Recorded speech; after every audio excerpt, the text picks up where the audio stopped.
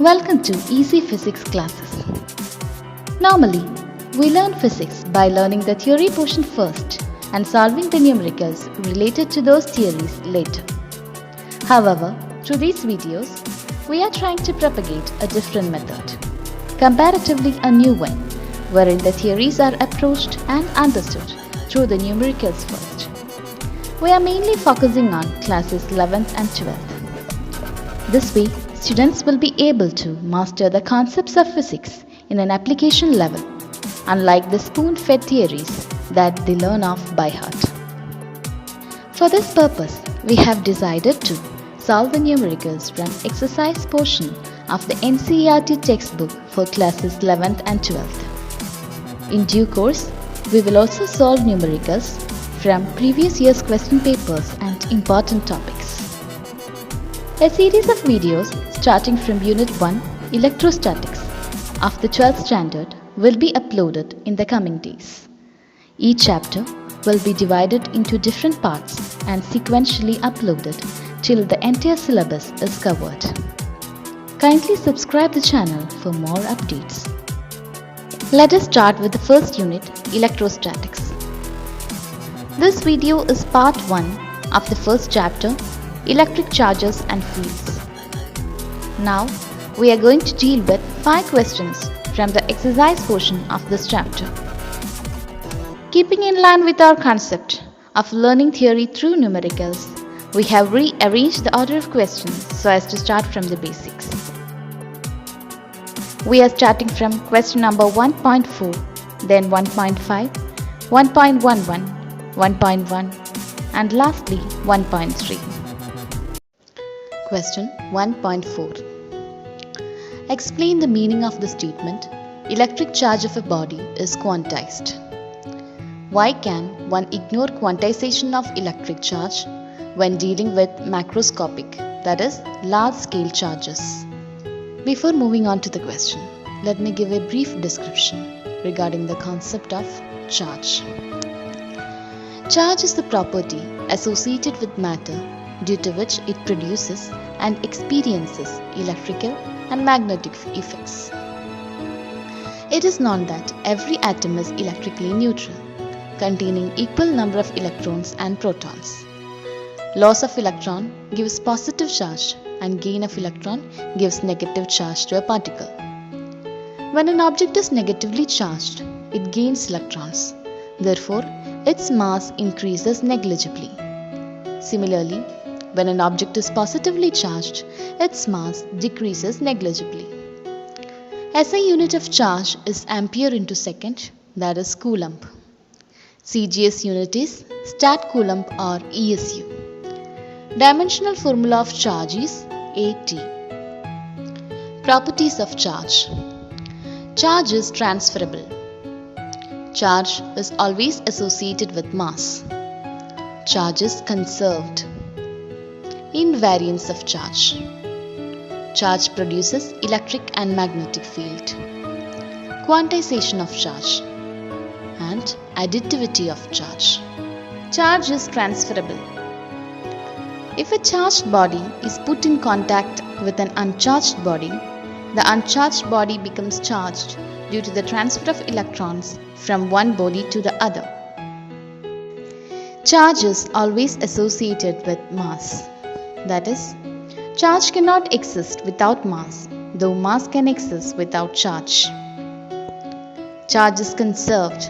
That is, charge can neither be created nor be destroyed. Invariance of charge. It means the numerical value of an elementary charge is independent of velocity. Charge produces electric field and magnetic field.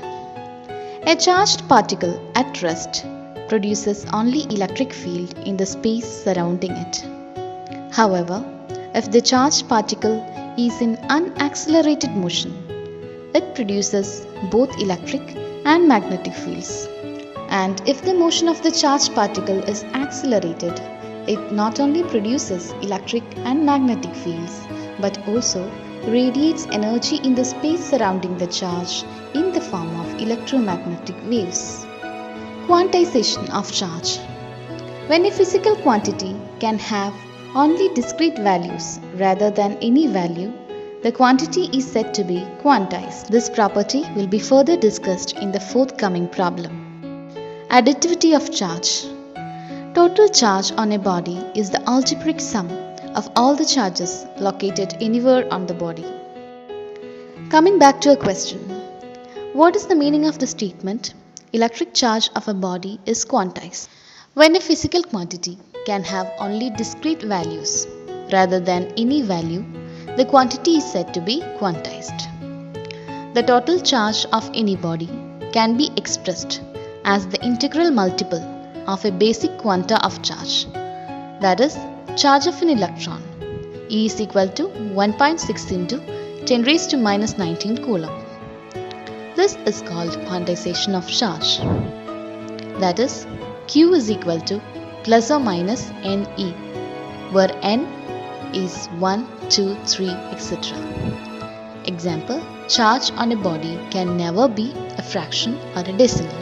Moving on to part B of the question.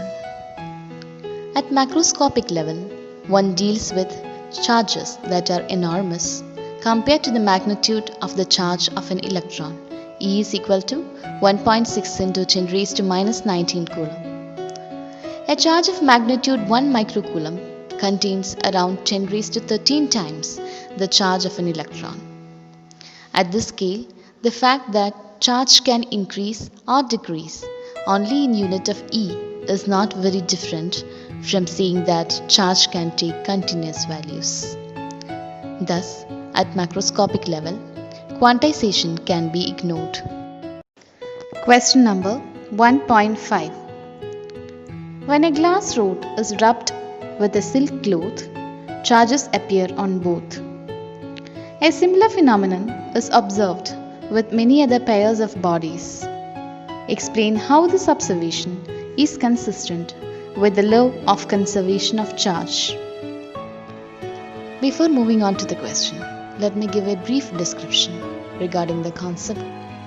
It is possible to give charge to an object by different methods: charging by friction, charging by conduction, and charging by induction. Triboelectric series. The triboelectric series is a list that ranks materials according to their tendency to gain or lose electrons.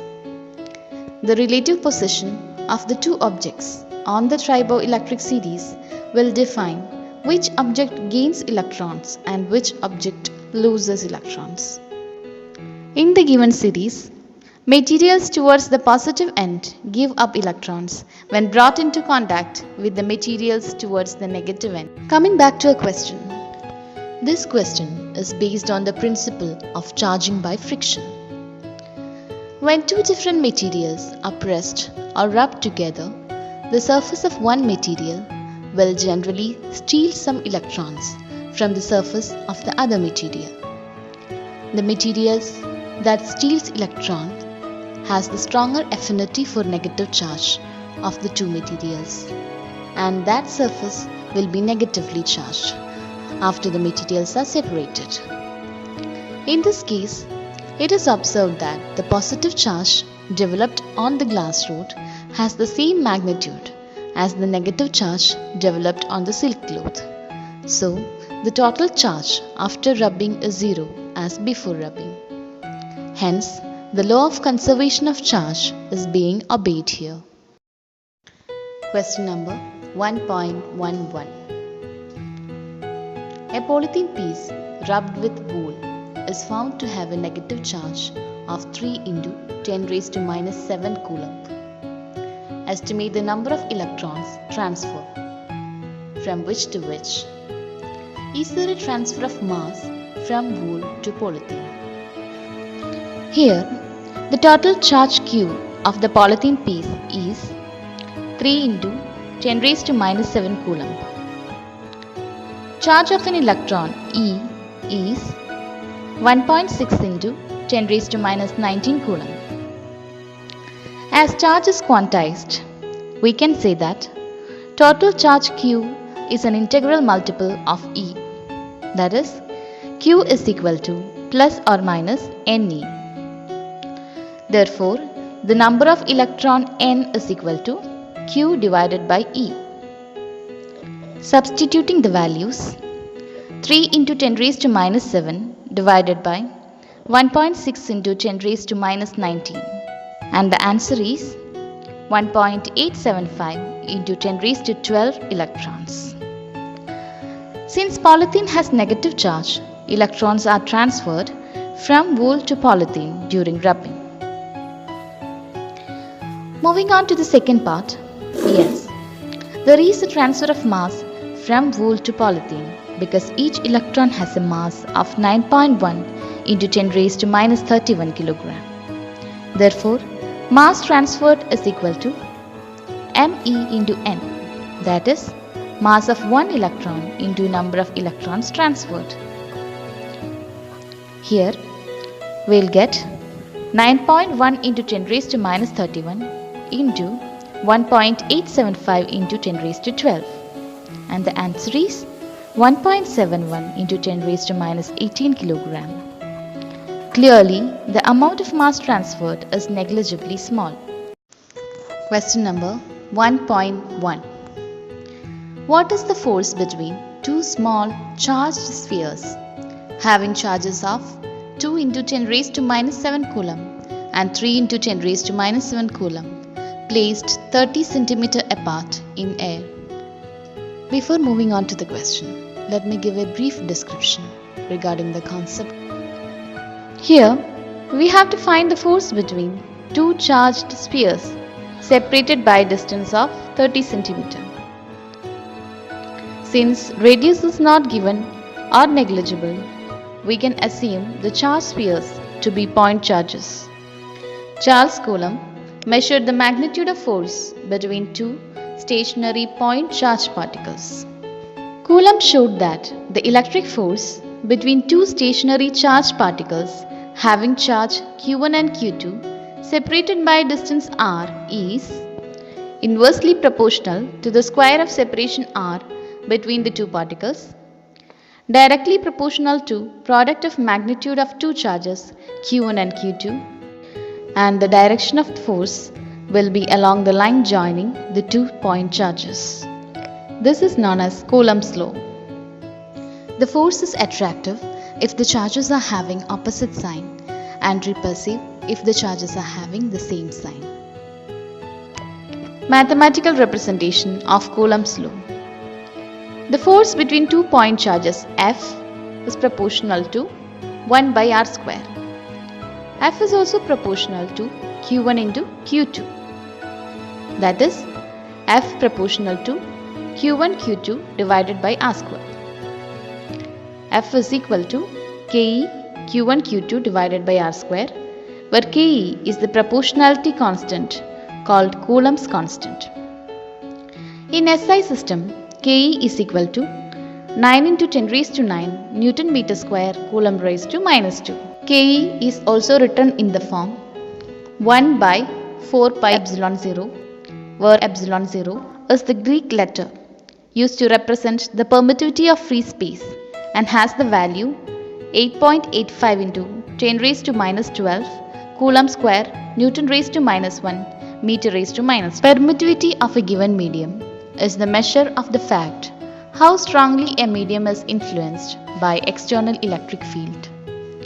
If an external field has stronger polarizing effect on the medium, it has high permittivity. Thus, Coulomb's law in mathematical form can also be written as F is equal to 1 by 4 pi epsilon 0 Q1 Q2 divided by r square. In this equation, epsilon 0 is the permittivity of free space or vacuum. That is, the 2 point charges are assumed to be placed in vacuum. If the 2 charges are placed in any other medium of permittivity epsilon, the equation will become force in the medium is equal to 1 by 4 pi epsilon Q1 Q2 by r square. The ratio of magnitude of force between 2 point charges Q1 and Q2 separated by a distance r placed in vacuum to the magnitude of force between the same 2 charges separated by the same distance r placed in a medium of permittivity epsilon will be force in vacuum divided by force in medium, that is epsilon by epsilon 0, that's equal to epsilon r or k. Epsilon r is the relative permittivity of the given medium with respect to permittivity of vacuum, and k is the dielectric constant. This shows that force depends on medium.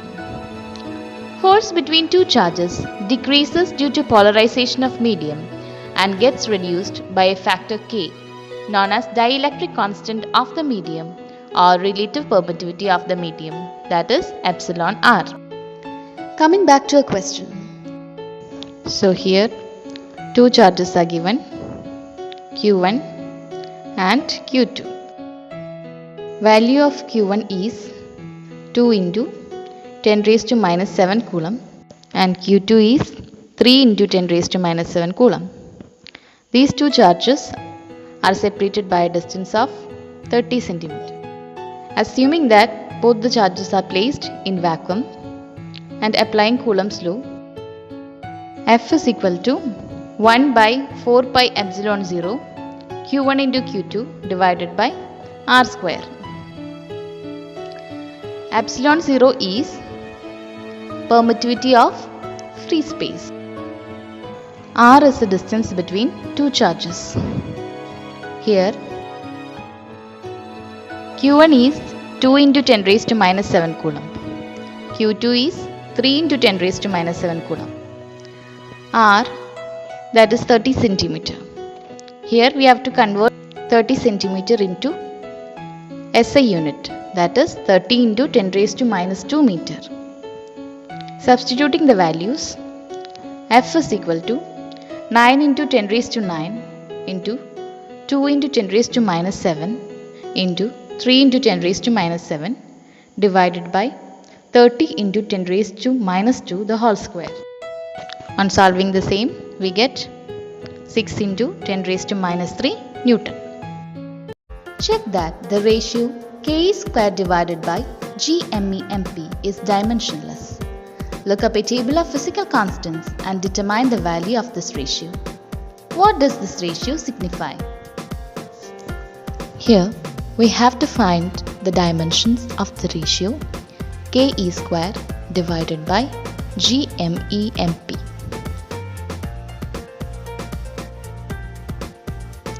In the given ratio, the first term K is the Coulomb's constant.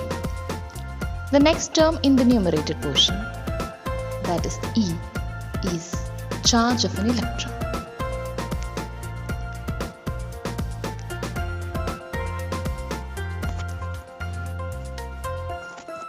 Moving on to the denominator portion, the first term in the denominator is G, that is the gravitational constant. The next term ME, that is the mass of an electron. Then the final term, that is MP, is the mass of a proton. Now we know that every dimension is associated with a unit. So first we are going to write the units of the given physical quantities and then find the dimensions of the given ratio. Here the unit of K, that is the Coulomb's constant, is Newton meter square Coulomb raised to minus 2. The unit of E, that is charge of an electron, is Coulomb. The unit of G, that is gravitational constant, is Newton meter square kilogram raised to minus 2. Then the unit of ME and MP, that is mass of an electron and mass of a proton, is kilogram. Substituting all these units in the given ratio, we get Newton meter square Coulomb raised to minus 2 into Coulomb square divided by Newton meter square kilogram raised to minus 2 into kilogram square. That is, the ratio does not have a unit. That is, the Newton meter square in the numerator and denominator portions get cancelled. Coulomb raised to minus 2 and Coulomb square gets cancelled. And kilogram raised to minus 2 and kilogram square also gets cancelled. Thus, no unit exists. As the ratio does not have a unit, the given ratio is dimensionless. Now, we are going to find the value of the given ratio by substituting the values of the given constants. The value of K is 9 into 10 raised to 9 Newton meter square Coulomb raised to minus 2. The value of G is 6.67 into 10 raised to minus 11 Newton meter square kilogram raised to minus 2. The value of E is 1.6 into 10 raised to minus 19 Coulomb. The value of Me, that is mass of an electron, is 9.1 into 10 raised to minus 31 kilogram. Value of Mp, that is mass of a proton, is 1.66 into 10 raised to minus 27 kilogram. Substituting all these values in the given ratio Ke square divided by GME/Mp, we get 9 into 10 raised to 9 into 1.6 into 10 raised to minus 19 the whole square divided by 6.67 into 10 raised to minus 11 into 9.1 into 10 raised to minus 31 into 1.66 into 10 raised to minus 27.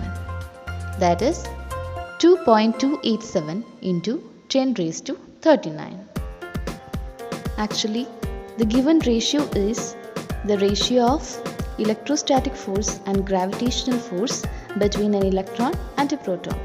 The last value of this ratio signifies that the electrostatic force is much stronger than the gravitational force between an electron and a proton.